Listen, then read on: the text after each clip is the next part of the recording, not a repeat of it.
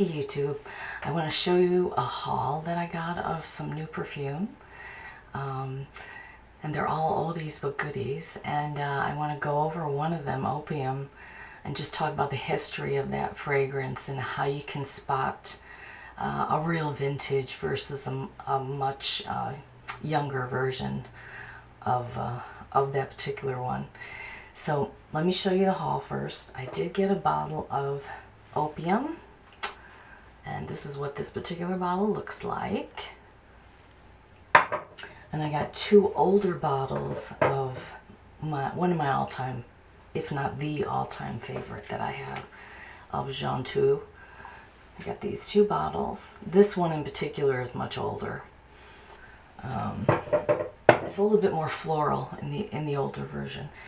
And I've reviewed, I think, all of these that I'm taught, except for the Opium. And then I got a miniature of the original Organza, and I got, this one, the original Organza. And then I got Organza First Light, which is also really beautiful. So I just want to talk about Opium from 1977. YSL, Yves Saint Laurent had two perfumers create this, and it became a sensation overnight. It was considered scandalous. The campaign was scandalous.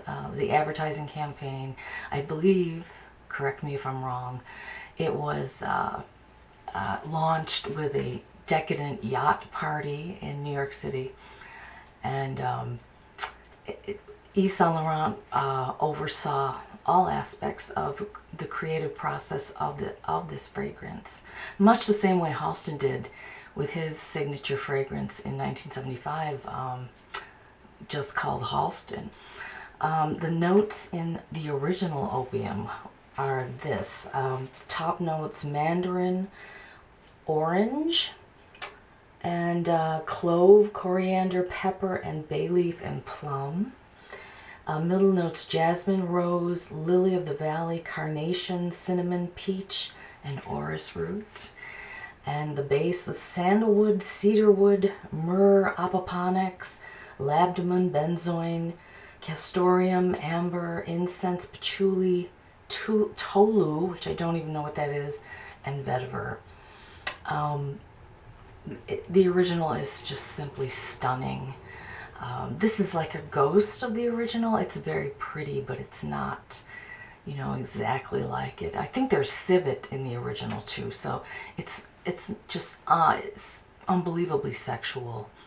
And it was created back then to compete with tons of cigarette smells, and it's very alcoholic, almost like a beer-like vibe to it. So it's heavy because it did have to compete with all the other scents in the air back in the day. And this is a much more modernized version of it. And I think this came in a gift set because the only number on it is a number 2 on the bottom.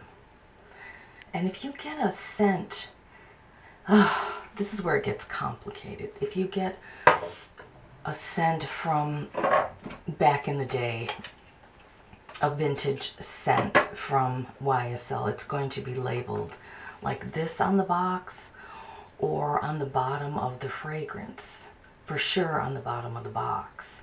And it gives the batch number, and it indicates the year it was made.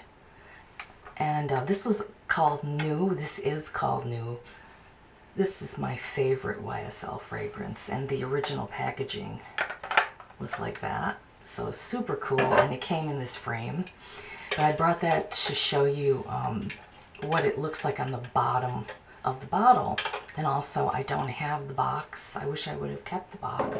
I do keep the boxes now when I buy new ones, but that's good for identification of years and batch numbers. So as you can see, if this just says a 2, I'm really thinking it was in a gift set, and I think it might have been the early 2000s. That's my guess. If you know different, let me know. Like I said, it's a nice, light, sweet, kind of sweetened up version of the original. Not super sexy like the original was. Like Halston, to me, was like a playful, kind of sexy, pretty literal, and The original of Opium was deeply sensual, sexy, lush, really stunning, really stunning. It sold out at the time. They couldn't not keep it on the shelves. It was just probably because of the scandalous nature surrounding the name Opium, and it was a great fragrance when it came out. And so for true identification, you need to look at the bottom of the box and the bottle. Because in YSL's history, there's 5 different eras that perfumes were made. And I think right now we're in the last one, which is the 5th one, and I think L'Oreal owns the fragrance right now. Please correct me if I'm totally wrong, but I think that's correct. So I haven't been wearing this. This is very nice. I knew it wasn't going to be like the vintage because the bottle didn't look the same. The original spray bottle this doesn't come off. Like, it's one piece and the sprayer's right here. And then there's another bottle that came out. It was like square and had like a tassel on it. And the writing of Opium is different. It looks different. So if you see anything like that in Grandma's, you know, bathroom, then you should, you know, smell it, and you'll see what I'm talking about. Anyway, I just wanted to let you know about this beautiful, lush, heavy, original Opium as it was created, not what's out there now. I think the bottles now are more square, but they have an oval. They're square and oval at the same time, so they don't look like this anymore.